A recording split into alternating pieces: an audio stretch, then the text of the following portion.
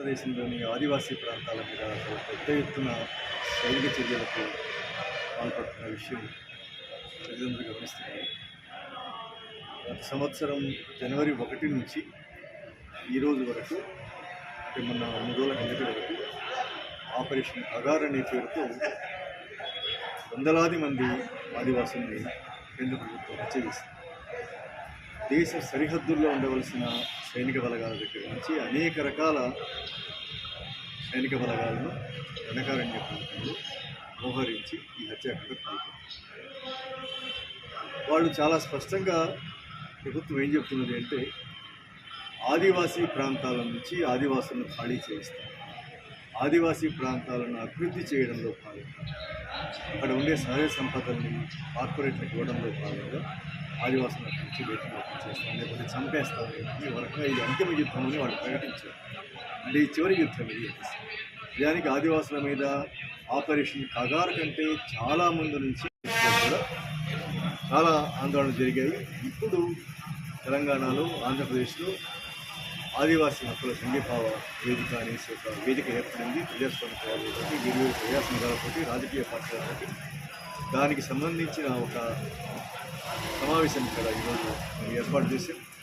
ఆ సమావేశంలో భాగంగా ఉమ్మడి అనంతపురం జిల్లా స్థాయిలో ఒక కమిటీ కూడా ఏర్పాటు చేయాలి అని ఒక ప్రయత్నం జరుగుతున్నది.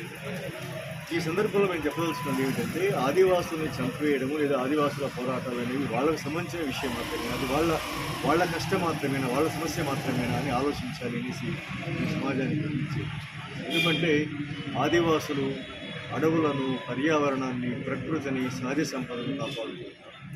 నిజానికి అందరికంటే అతి తక్కువ వినియోగంతో, వస్తువులు కానీ వనరులు కానీ అతి తక్కువ వినియోగంతో జీవించే వాళ్ళు ఆదివాసులు.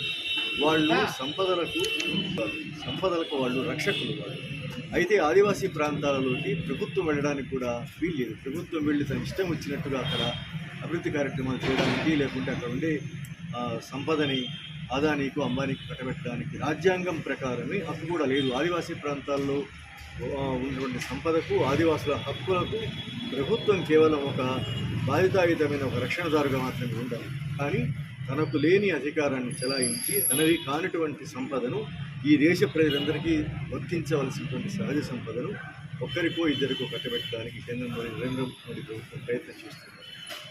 దీన్ని ఖండిస్తూ ఈరోజు మేము ఆదివాసీ ఉద్యమాల సంఘీభావం ప్రకటిస్తున్నాం. కాబట్టి ఆదివాసీ ప్రాంతాల్లో ఉండే సంపద వాళ్ళది మాత్రమే కాదు, ఈ దేశ ప్రజలందరిది అనేది ఒక అంశమైతే, రెండవది ఇది కేవలం సంపదలకు సంబంధించిన విషయము, లేకపోతే హక్కులకు సంబంధించిన విషయం మాత్రమే కాదు, ఇది మొత్తంగా పర్యావరణానికి సంబంధించిన విషయం కూడా. ఆదివాసులు అడవులని కాపాడుతూ ఉన్నందువల్లనే, అడవులలోని ప్రకృతి సంపదతో పాటు పర్యావరణాన్ని కూడా కాపాడుతూ ఉన్నందువల్ల ఈ మేరకైనా కూడా మానవాడి భూమి మీద కొనసాగుతున్నది.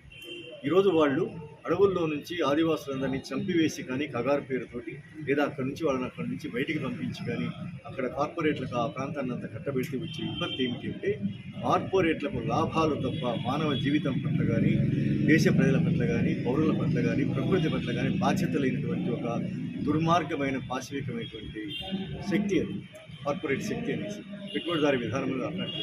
కాబట్టి వాళ్ళు ప్రకృతి మొత్తాన్ని ధ్వంసం చేస్తారు. ప్రకృతిలో జీవరాశులు బతకలేనటువంటి ప్రజాస్వామ్యం అని చాలా మాటలు మాట్లాడుతూ ఉన్నారు. అవన్నీ నిజమే అయితే ఈ దేశంలో కార్పొరేట్లకు ఇంత చోటు ఇవ్వడానికి వీల్లేదు. ఈ దేశం మొత్తాన్ని కార్పొరేట్ల జేబులో పెట్టడానికి కేంద్ర ప్రభుత్వం ప్రయత్నం చేస్తున్నారు. ఈ మావోయిస్ట్ రహిత భారత్ను స్థాపించడంలో ముందడుగు వేస్తున్నాము, పురోగమిస్తున్నాము.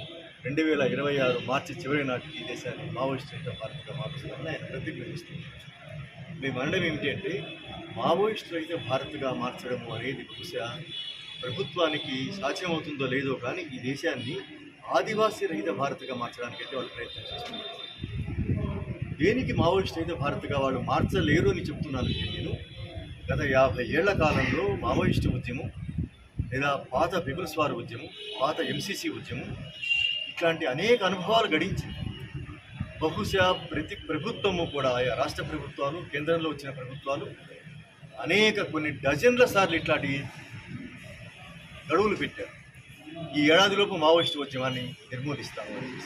ఈ వారంలో కానిస్తాము, ఈ 10 రోజుల్లో కానిస్తాము, ఈ 10 ఏళ్లలో కానిస్తాము అనేసి చాలా రకాల గడువులు పెట్టారు. ఆ గడువులు పెట్టినటువంటి ప్రభుత్వ అధినేతలు, పోలీసు అధినేతలు కాలగర్భంలో కలిసిపోయారు.